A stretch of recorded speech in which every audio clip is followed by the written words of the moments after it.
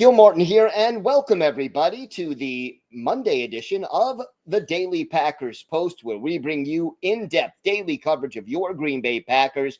Don't forget to hit the like button and subscribe so you never miss an episode. We have new videos dropping every day, Monday through Friday.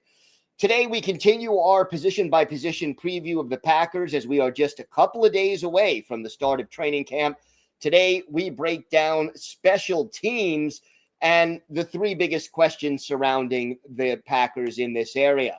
Question number one, can Brendan McManus and Daniel Whelan match last year's consistency? As far as kicking is concerned, we know how long the Packers struggled after Mason Crosby was let go. So many kickers who failed to stick. They started last year with Braden Narveson after they had 5 or 6 kickers in camp, starting at OTAs, going all the way through training camp. Narveson had a 6-game audition with the Packers, was not consistent. They signed Brandon McManus. He was almost perfect. I mean, he was 30 of 30 on extra points and 20 out of 21 on field goals. Hit a couple of game winners early on after the Packers signed him. And his only miss came in the rain and wind at Lambeau Field in a game against Detroit where the wind almost literally held the ball up in midair. Now, the Packers re-signed McManus. Can he continue to be consistently excellent? Now, it's unlikely he's going to be as close to perfect as he was a year ago. But if he can kick even close to that level, I think the Packers will take it. And as for Daniel Whelan, he really did a very good job as the punter and as the holder. And obviously, even the winter in Green Bay didn't hold him up very much. Hopefully he can continue to do that. Second of all, who will return kicks and punts for the Packers this year?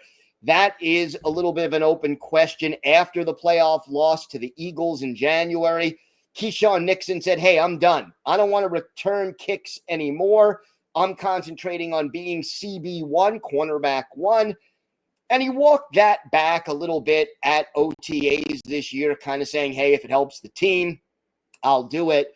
You're talking about a 2-time All-Pro kick returner, and yet he is right now the Packers' number 1 cornerback entering training camp. So is it possible he is the full-time kick returner? Yes. Is it possible they only put him on kick returns, for example, in a close game, late in the game? Hey, we need a big one. Put Keyshawn out there. That's another possibility. It's also theoretically possible that the Packers decide, you know what? We don't want to risk having Keyshawn Nixon injured on returns. We're going to keep him only on defense and maybe in an emergency a few times a year have him returning kicks. But then, who becomes the kick returner? You've got a few other candidates. Mecole Hardman, who the Packers signed as a free agent from Kansas City. He's returned both kicks and punts during his NFL career and done a steady to very good job of it. But he is not guaranteed a roster spot because of the depth that the team has at wide receiver. Some of the rookies also could return kicks.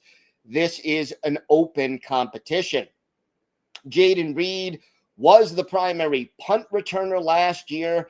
I think the Packers would be better off looking elsewhere. Don't think having Reed, who has led the team in catches in each of the last 2 seasons, as your primary punt returner is good, and he's only serviceable at best. So do you put Hardman back there to return punts? Do you look for one of the rookies to step in? It'll be interesting to see who becomes the return specialist on kicks and on punts during training camp this year. And again, that's going to get started later this week. And then the third question facing the special teams, can Rich Bisaccia improve the coverage teams? Got to cut down on the penalties, number one, both on the returns and the coverage. But last year, the Packers 25th in the league in punt return coverage. They allowed a touchdown. Only 6 touchdowns were scored all year on a punt return. Look, Bisaccia came in to be the special teams guru. The results have been mixed at best. And, look, the kick return coverage was better last year. They were 10th in the league in that category, the highest they've been in quite some time. Can the Packers get better at covering punts, stay better at covering kicks, and cut down the penalties and mistakes in all phases of special teams? It's something they have to do that can make a difference in a close game down the stretch. That could determine, for example, home field advantage in a playoff game or a tiebreaker for a division title versus a wild card, playoffs versus non-playoffs. Special teams are a very important part of the game, and the Packers need to raise their level of play across the board. You've got guys like Zane Anderson, maybe Christian Welch, who are special teams aces. Whether or not Welch makes the lineup or not, whether some of the late round draft picks and undrafted free agents make the team or not, could depend on special teams play. So we'll keep an eye on that throughout training camp as well. Check out our website at thepackerspost.com. We have in-depth daily articles about the Packers Monday through Saturday. Here on YouTube, hit the like button and subscribe so you never miss an episode of the Daily Packers Post. I am Gil Martin. Thank you so much for watching today. Have a great day, everyone. And of course, go Pack Go.